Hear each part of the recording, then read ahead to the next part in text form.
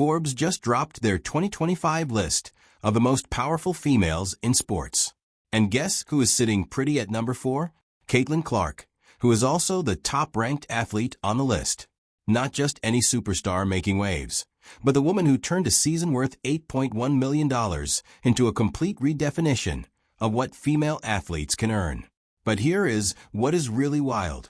A'ja Wilson, who was awarded the number 15 spot, has had a reaction that has been absolutely unhinged. We are talking about a pattern of jealousy that started with Clark's Nike deal and has now reached a boiling point. The numbers do not lie, and neither do Wilson's public meltdowns. Before we break it down, let me ask you, why do you think a Wilson is so jealous of Caitlin Clark? Let me know in the comments below. Let's talk about money. The average WNBA rookie walks away with about $60,000 in their first year. Caitlin Clark walked away with $8.1 million. That's not a typo. These numbers made seasoned players question everything they thought they knew about earning potential in women's basketball. Her WNBA salary was pocket change compared to what happened off the court. The league minimum for rookies sits around $64,000, and Clark's base salary was not much higher. But here is where things get wild. While other first-year players were calculating grocery budgets and splitting rent, Clark was sitting in boardrooms negotiating deals worth more than entire franchise valuations. The Nike contract set the tone for everything that followed. 8 years, $28 million guaranteed. That deal alone put Clark in territory no WNBA player had ever touched. Most veterans in the league had never seen a single endorsement deal worth a fraction of that amount. Clark secured generational wealth before her first professional season even started. But Nike was just the beginning. Gatorade came calling next. And this partnership put Clark in company reserved for the absolute elite. We are talking about the same brand association as LeBron James and Serena Williams. No WNBA athlete had ever reached that level of corporate recognition. Gatorade does not just hand out partnerships to anyone. They invest in athletes who can move products and shift culture. Wilson Sporting Goods added another layer to Clark's growing empire. Not just any endorsement deal, but a partnership that made her the face of basketballs and equipment across multiple sports retailers. The first endorsement they had since Michael Jordan. Every time someone walks into a sporting goods store and sees Clark's face on basketball displays, that is revenue flowing directly into her accounts. Speaking engagements became another revenue stream that left other players speechless. Clark started commanding appearance fees for corporate events and conferences that exceeded what some WNBA players earn in entire seasons. Companies were not just paying for her basketball expertise. They were investing in her ability to draw crowds and generate buzz around their events. The television numbers tell the real story behind Clark's earning power. Games featuring Clark saw viewership jump by 400% compared to typical WNBA broadcasts. Networks started bidding against each other for rights to broadcast fever games. Advertisers lined up to buy commercial time during Clark appearances. Revenue streams that had never existed in women's basketball suddenly became major profit centers. Stadium attendance followed the same pattern. Cities hosting fever games saw ticket sales surge beyond anything they had experienced. Merchandise sales spiked everywhere Clark played. Local businesses around arenas reported increased foot traffic on game days. Clark was not just playing basketball. She was driving economic activity across entire metropolitan areas. Her social media presence translated directly into marketing value that brands could not ignore. Millions of followers engaged with every post, creating advertising reach that traditional sports marketing rarely achieves. Companies realized Clark could access demographics that had never shown interest in women's basketball before. The Forbes ranking as the top basketball earner made the financial gap crystal clear. Clark's $8.1 million dwarfed the next closest player, Sabrina Ionescu, who earned $6.3 million. That difference represents the premium brands were willing to pay for Clark's unique combination of talent and marketability. Corporate America recognized what basketball fans already knew. Clark possessed something special that could not be taught or replicated. Her potential stretched far beyond what any player had ever achieved because she brought new audiences into the sport while maintaining the respect of existing fans.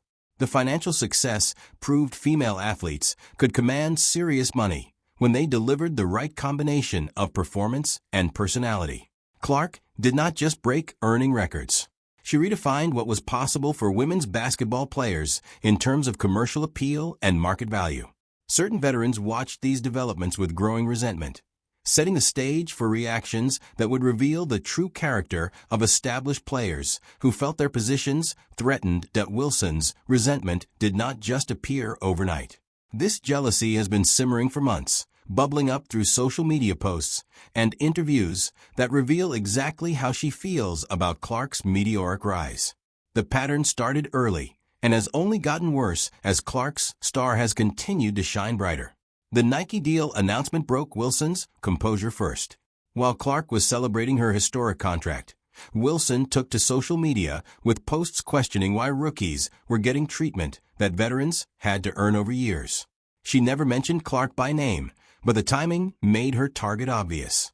Wilson started sharing old photos of herself with Nike executives, reminding everyone that she had brand relationships, too.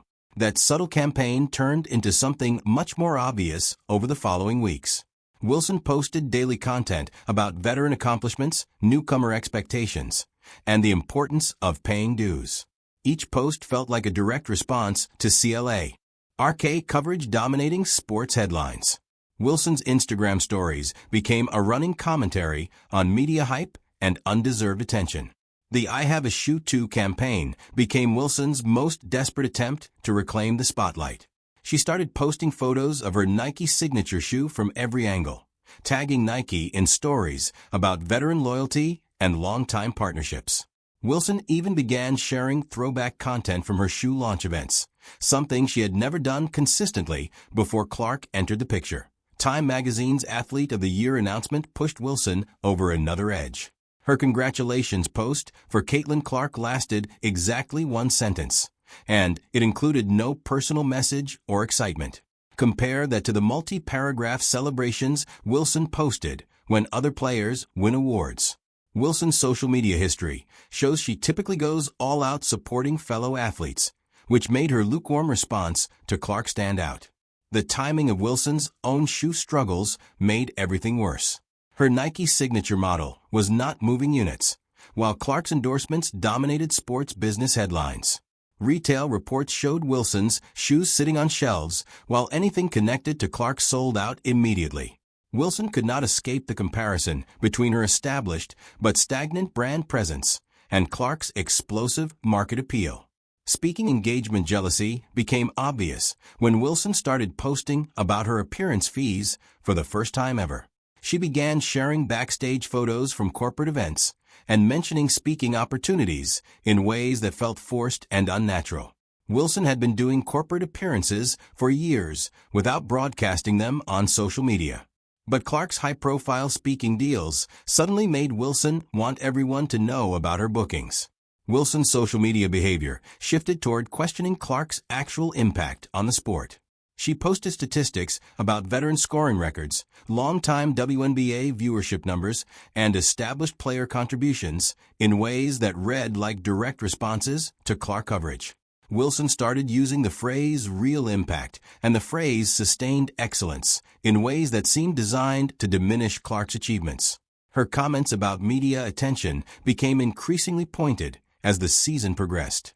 Wilson began making subtle digs about hype versus substance and the importance of proving yourself over time. These were not general observations about the league. Wilson's timing and word choices made clear she was responding to Clark's continued success and growing influence. The pattern reveals Wilson's core issue with Clark's rise. This is not about basketball performance or team success.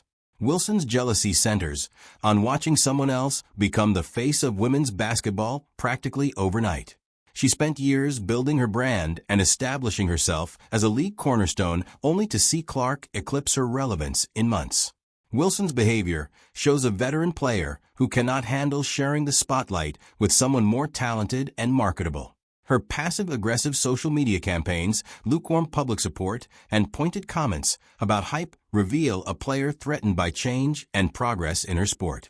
The Forbes ranking announcement became the moment Wilson's jealousy exploded into public view. All those months of subtle undermining and social media campaigns culminated in reactions that exposed her true feelings about Clark's success and influence. Forbes doesn't mess around when they rank the most powerful women in sports.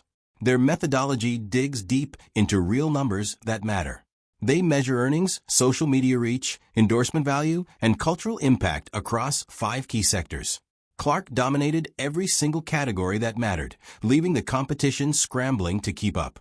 The ranking process uses a weighted formula that prioritizes financial control and overall influence within the sports industry. Forbes analyzed proprietary team valuations, company revenue figures, media mentions, and social media engagement data. Clark's numbers in each category painted a clear picture of dominance that could not be ignored or disputed by anyone paying attention. Clark landed at number 4 on the overall list, making her the highest-ranked athlete among all the women included. She beat tennis legends who have been building their brands for decades. She surpassed Olympic champions with years of international recognition. Clark accomplished in 1 year what most athletes spend entire careers trying to achieve. Her social media presence exploded past established stars across multiple sports. Marketing executives started taking notice when Clark's engagement rates consistently outperformed athletes with much larger followings. Raw follower counts tell one story, but engagement rates reveal the real influence. Clark's posts generated interactions that translated directly into marketing value brands could not find anywhere else. The cultural impact measurement revealed something even more impressive about Clark's influence. She brought completely new demographics into women's basketball. Families who had never watched WNBA games became regular viewers. Young girls started playing basketball because they wanted to be like Clark. Corporate executives who had ignored women's sports suddenly saw profit potential they had never recognized before. Forbes specifically noted Clark's ability to drive revenue beyond her own earnings. Venues hosting fever games saw ticket sales surge. Cities experienced increased tourism and local business revenue on game days. Broadcast networks bid against each other for rights to air Clark's games.